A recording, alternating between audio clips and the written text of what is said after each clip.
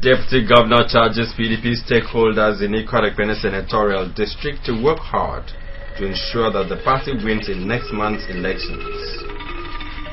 Commissioner for Education describes Akwa Ibom State Polytechnic as one of the best in the country. A one-day conference organized by Ethical and Attitudinal Reorientation Commission for Political Stakeholders ends in Rio. Details shortly. Good morning. Guess you had a good night rest. Welcome to Channel 45 News at Dawn. I am Akaninyene Ukbo. Stakeholders of Ikot-Ekpene Senatorial District have been charged to take the forthcoming elections and its processes serious to ensure the People's Democratic Party and all its candidates win.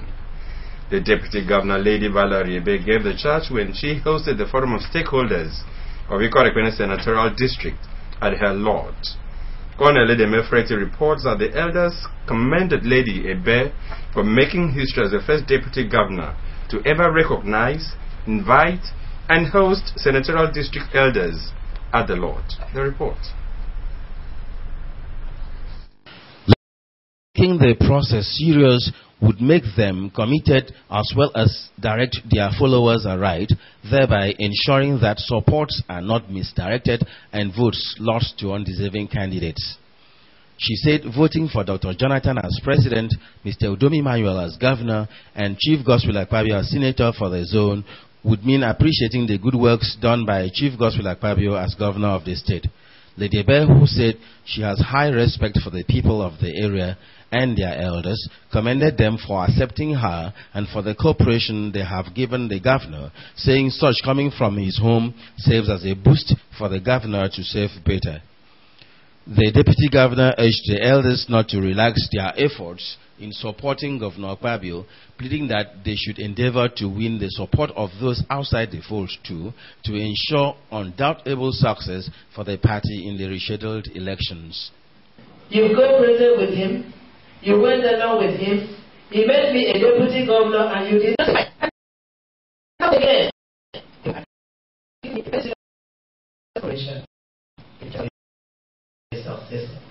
And for that, for the mere fact that you all love him, work with him, move with him, and decide to sing with him, honestly, I have a very high respect for people from this district. While the leader and coordinator of the Stakeholders Forum, Mr. Imo Iborete, thanked Lady Ebe for the invitation and for cooperating with Governor Akpabio to ensure the success of the administration, the political leader of the area, Chief Michael Efangide, who was also appreciative of the invitation by the deputy governor, said even without being advised, the area would vote wholeheartedly for President Jonathan, Mr. Udomi Manuel, and Governor Akpabio, as well as other PDP candidates. Chief Efangide, who said their decision was based on their appreciation of God in his observed move to use them in changing the face of Nigeria, prayed God to make the youths yield to the elders' sermon and vote for the right persons. Speaking in like terms, Obongotu Robert, who stressed that the only formula for politics is winning the elections, said with the seen integrity and hard work demonstrated by the President and Governor Akpabio, one would not but stand firm on their side with votes cast as testimonies.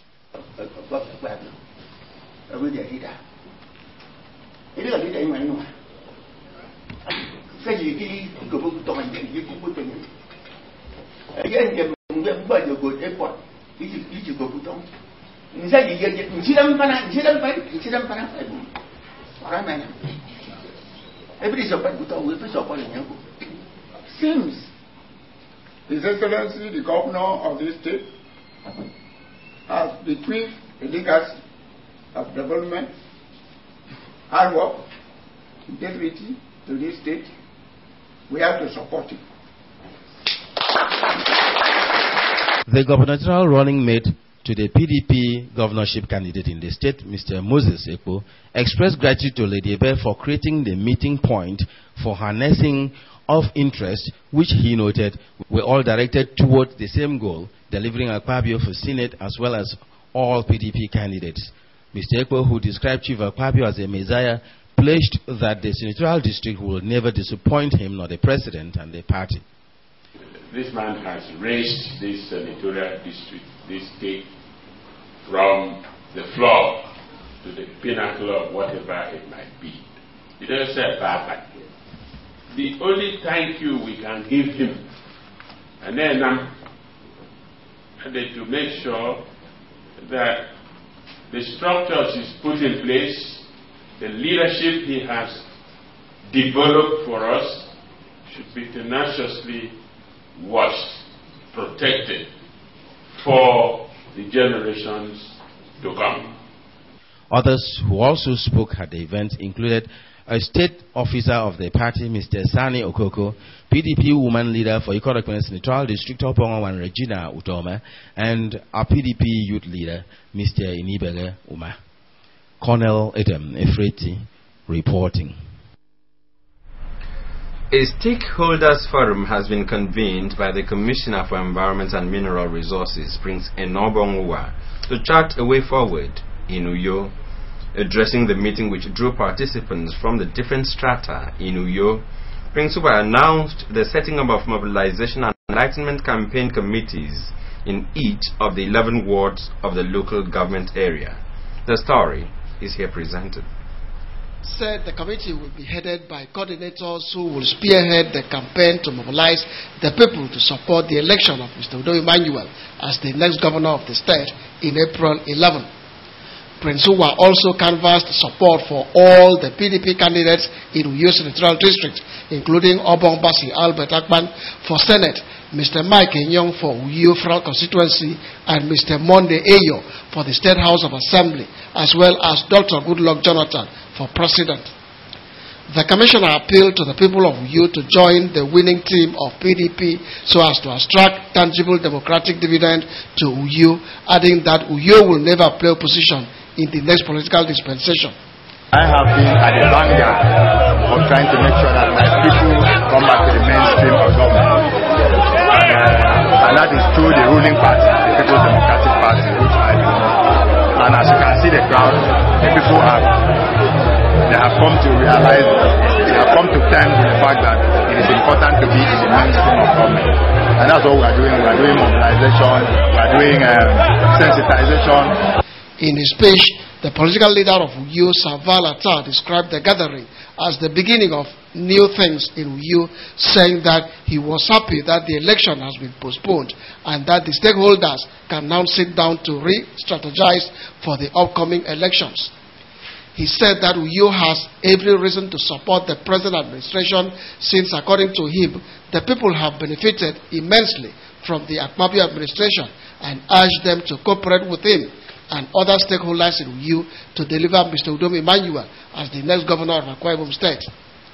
Saata said the only way Uyo could benefit from the next administration in the state is to vote massively to return PDP in power and announce that all those who failed in the PDP primaries will be compensated.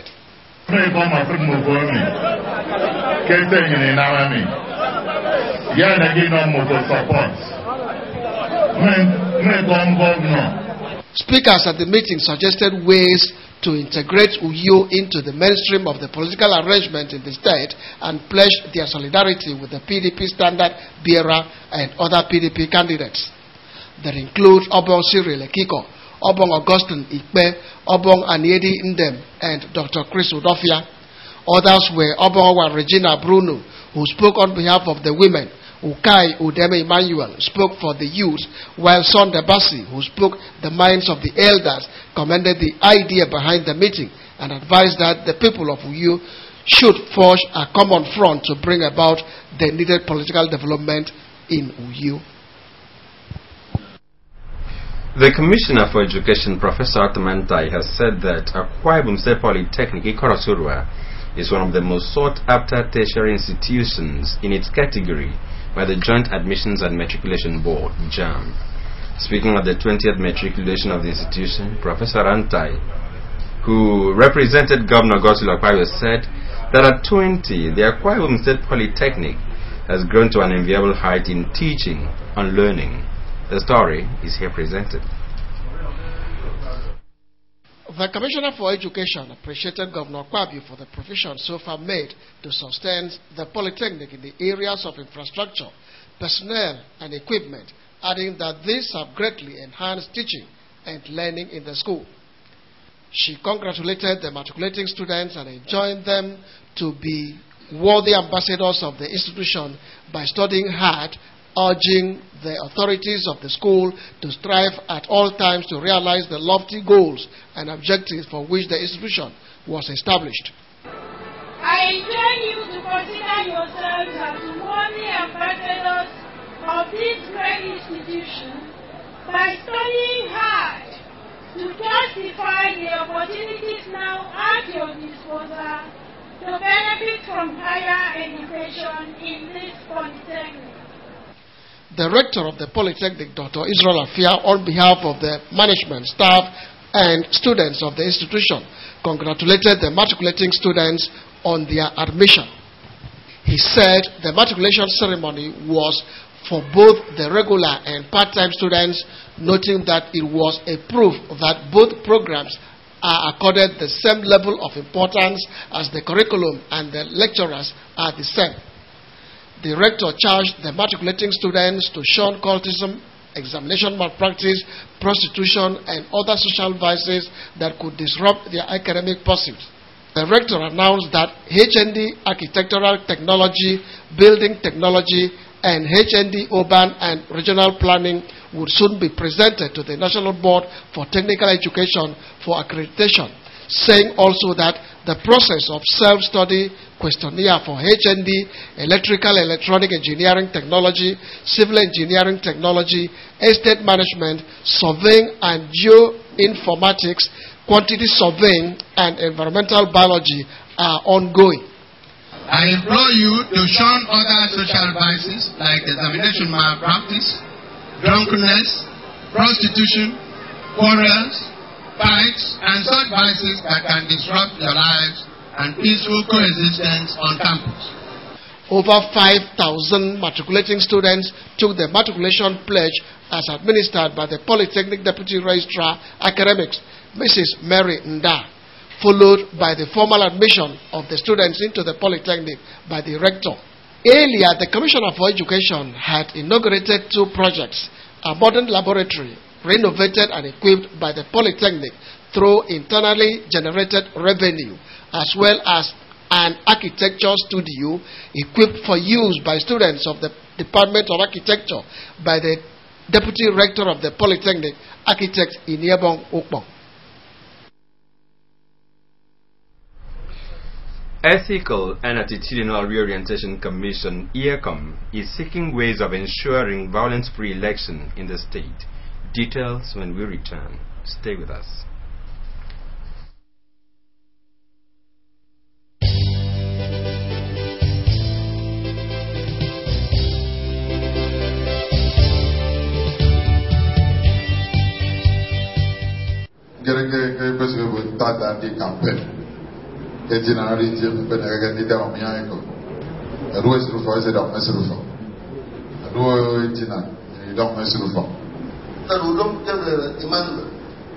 At the time I saw in the man.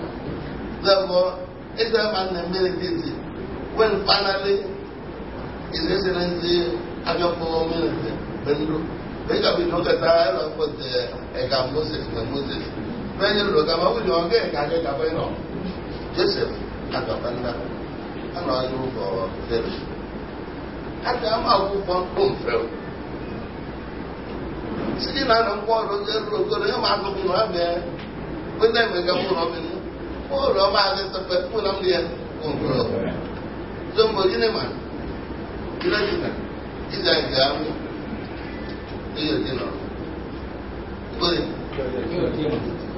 Udom is right and fast. For Udom is the best. For Kwai said, Udom is right and fair. Behold our next governor.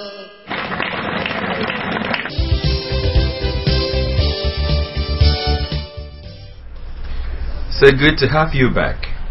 Ethical and Attitudinal Reorientation Commission (EACOM), in association with a group which calls itself the Supreme Council of Akwa Ibom Village Chairmen, is seeking ways of ensuring violence-free election in the state. To this end, the Commission put together a one-day conference for political stakeholders, party candidates, security personnel, and chairmen of village councils, during which it discussed peaceful elections, the way forward. The chairman of the Commission, Deaconess Christy Obot, while speaking, said the conference aimed at enabling the participants to see the need to take part in an election which will be peaceful, free, and fair.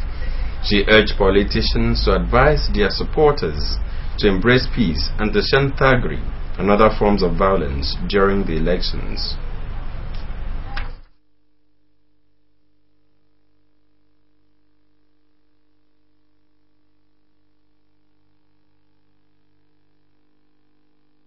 The national community is watching Nigeria, and the peaceful elections are vital to the continued existence of the country, as well as peace in the West African sub-region.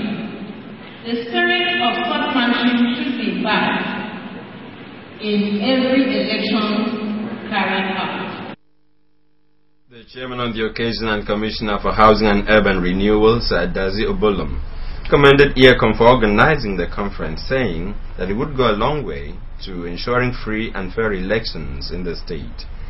Describing democracy as a symbol of peace and unity, Sir Obolom advised politicians not to see politics as a do-or-die affair, but a platform to serve the people.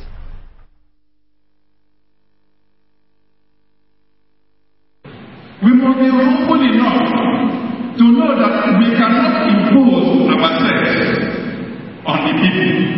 When once we impose ourselves on the people, it is no longer democracy that we are practicing. We are practicing despotism. We are practicing autocratic rulership, which has nothing to do with democracy. And democracy means that every hand must be on deck for a leader to be elected. The chairman of Akwa Ibom State Independent Electoral Commission, Mrs. Gloria Opong, in her remarks, advised political office seekers to work hard to ensure the growth and development of the state when elected into office. She charged the youths and women to always think and act positively, especially during elections, instead of allowing themselves to be used by politicians, asking them also to exhibit maturity during elections.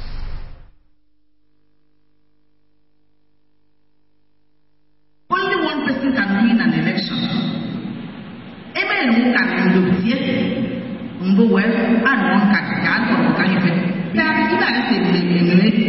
So women should also endeavor to get into positions, elected positions. Among resource persons who presented papers at the conference were Justice Godwin Abraham, who spoke on the place of God in politics.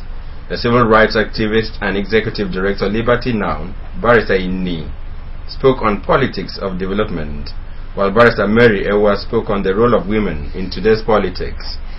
The head of Department of Political Science, University of Uyo, Dr. Ejere, gave an insight into the imperative of free and fair elections in Akwa Ibom, while the State Commissioner of Police, Mr. Gabriel Achong, spoke on the role of security agencies during elections. The Akwa Ibom State chapter of the People's Democratic Party has announced a major adjustment in its campaign rally program for the general elections. The statement signed by the State Chairman of the Media and Publicity Committee of the PDP Campaign Council, Mr. Nyeka Numana, indicates that the campaign rally for Ibono and Esreket local government areas hold today, Tuesday, February 10. He said that of Ika and Temeko local government areas will now take place tomorrow, Wednesday, 18th February.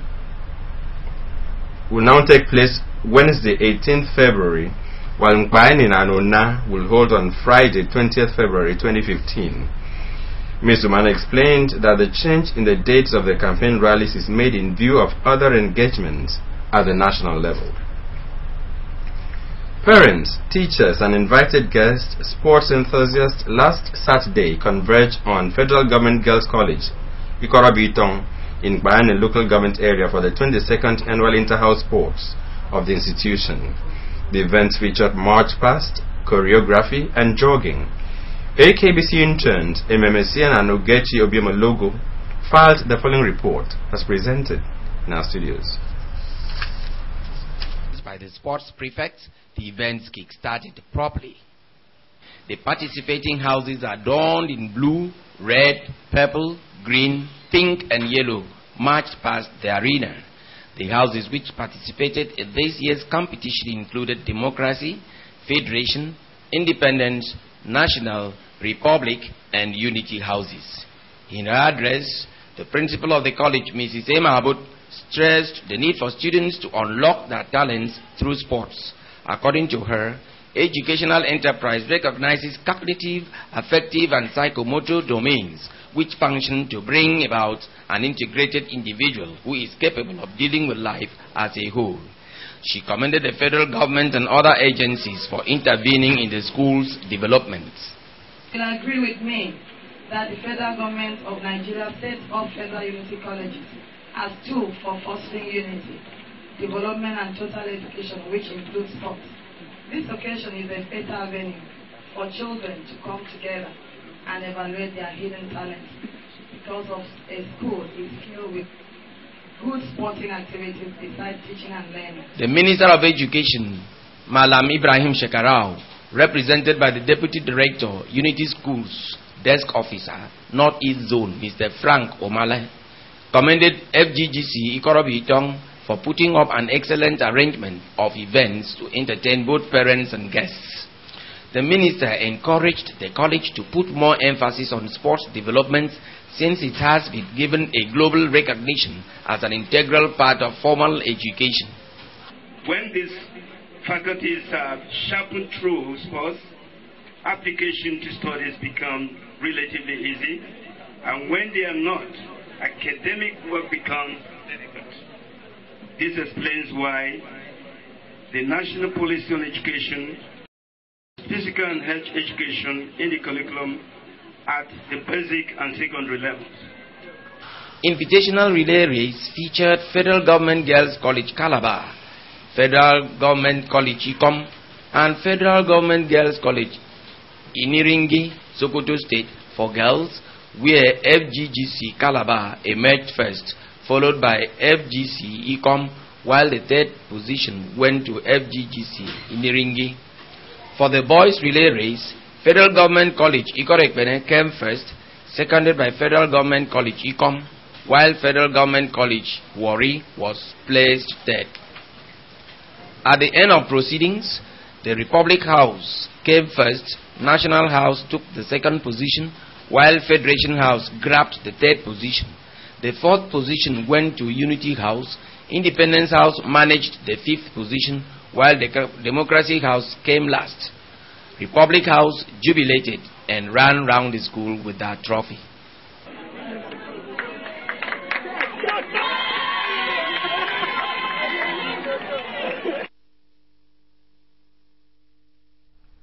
Issues of election postponement in Nigeria and Australian Prime Minister Tony Abbott's travels dominate national and international scenes, as captured here by Mercy Ekere.